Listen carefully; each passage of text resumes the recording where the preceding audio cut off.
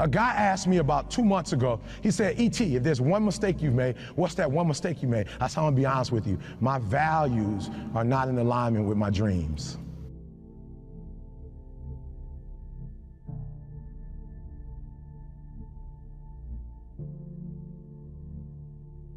He said, E.T., what do you mean by that? I said, I want to tell you a story. I got a good friend of mine he came to me and said, Eric, my marriage is not where my marriage needs to be. I need to make some adjustments. I see you and your wife. I see how much time you spend with your wife, how much time you spend with your children, and I want that.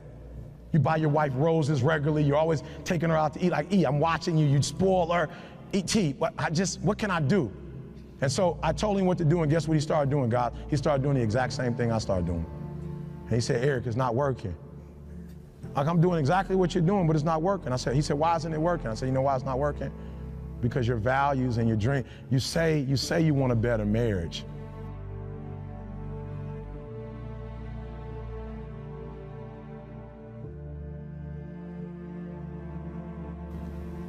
But I told you need to iron your wife's clothes. You know what he told me? Afterwards, he said, I'm gonna be honest with you, Eric.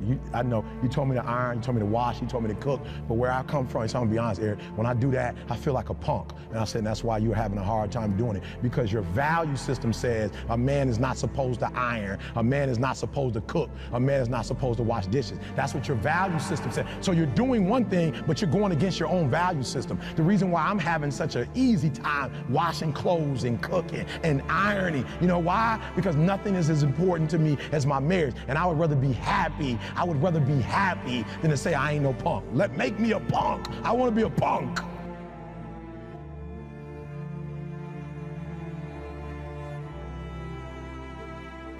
You got the same operating system you had since 1995. You don't think any different. You don't speak any different. You're the exact same person you were in 2010.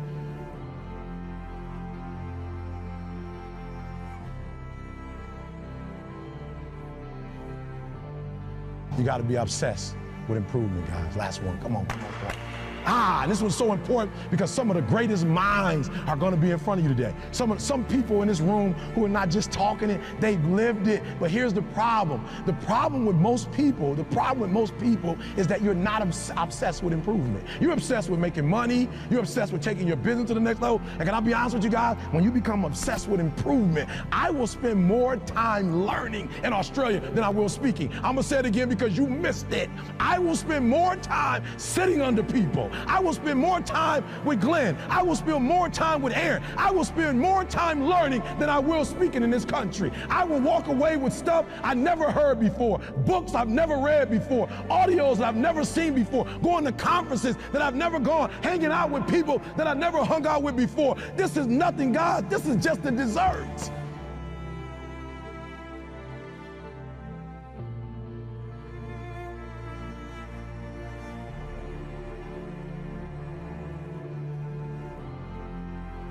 You could burn my house down and it wouldn't bother me. Well, how do I know? I had a home that a tornado tore down in Alabama. It didn't bother me. Why? Because we have the blueprint and they can rebuild it. You could take all my money out the bank. It might hit me. Ooh. But if I would tell you my lineup of speaking and our audio book, what we're making every month, we'll be all right. I can make more money. But if you take the knowledge out of my head and take the experiences that I have, I'm broke. I'm nothing.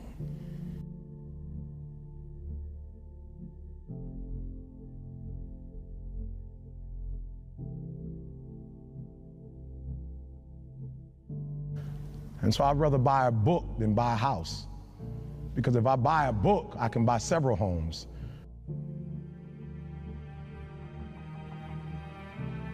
Most of our hearts cannot be affected by the things that they're unaware of. They also have a saying that there is a certain level of peace that you have from being oblivious and clueless about the reality of things that are going on. You know better, but you're not doing better. You're doing your job, but why you gotta stop me from doing mine? Because if you're willing to go through all the battling you gotta go through to get to where you want to get, who's got the right to stop you? I mean, maybe some of you guys got something you never finished, something you really want to do, something you never said to somebody, something. And you're told no, even after you pay your dues. Who's got the right to tell you that? Who? Nobody.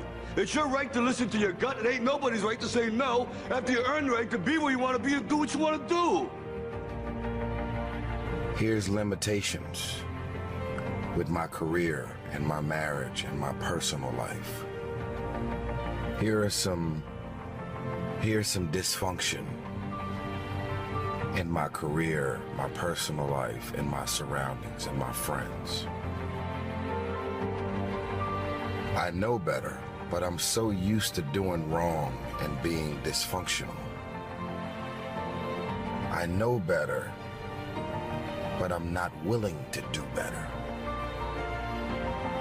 You have decided to settle, and you're so comfortable in your skin. You are pissing everybody off at your job. If somebody gonna look at me, treat me, and be disrespectful, like, fuck you, well, guess what? Fuck you. Is that really gonna help your career to grow with that type of mentality? It's only because you have a job that you're able to survive. Most of us want more than what we already have. But the fact that you do have, everything about what you've been doing is basically self-sabotage. Self-sabotage, self-defeat is real. When you are not working as hard as you know you can work on the job, when you are giving people attitude because they're giving you an attitude, it's like a cycle of death. Your attitude has compromised the altitude of your career. If your goal is to work your way up the success ladder, if you're gonna have a problem with everybody who has a problem with you, do you think that that's gonna help you to get to the top even faster? You know to do better, but you don't want to do better. You cannot give up because it ain't what you see. You cannot give up. What you got to do is, you heard it, you read it. I sent it out on Twitter. I told you, champions keep going when they don't have anything left in their tank. I'm obsessed with improvement. Every day I'm getting better. There are those of you with phones, and every new phone that comes out, you get it. Every upgrade, you get it. Every piece of software, you get it. You are upgrading your technology, and you've not upgraded yourself. That's the difference between the greats. That's what separates them. When they don't have no more, when it's over, when they're tired, when they're frustrated, when they're ready to give up, when they spent their last dime, that's when they get started. I want to be a millionaire. I want to be the best at this company, right? But your value system says you believe in sleep more than you believe in grinding. Your value system says you are a consumer and not a producer.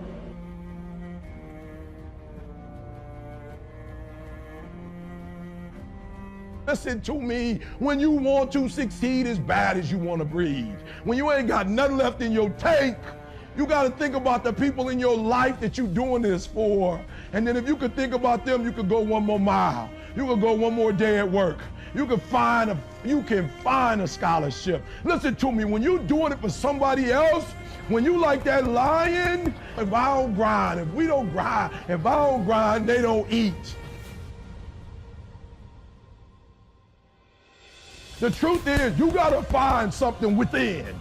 You gotta find something within, and that's gotta push you, and that's gotta elevate you, and that's gotta drive you, and that's gotta move you. And when you find out what your why is, and your why gotta be deeper than you, when you find your why, you don't hit snooze no more. When you find your why, you find a way to make it happen.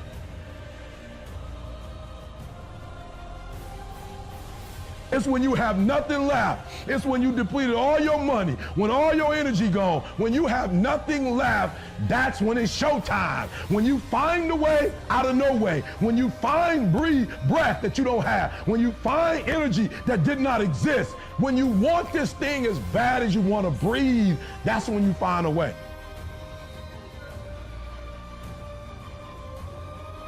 Listen to me closely. When you get to the point where enough is enough, when you get to the point where it hurt real bad, when you get to the point you can't take it no more, when you get to that point, I'm telling you, I can't explain it to you, but doors start opening, opportunities start happening. But what you cannot do is you cannot quit during the process.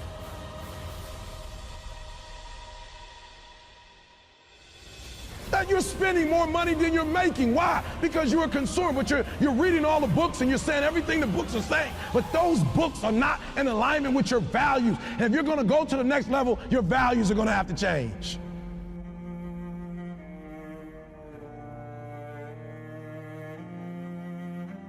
You want this moment for the rest of your life. Like if you're ready to take your game to the next level in whatever it is, sports, life, business, whatever it is, health, listen to me very closely. You got to change that mindset.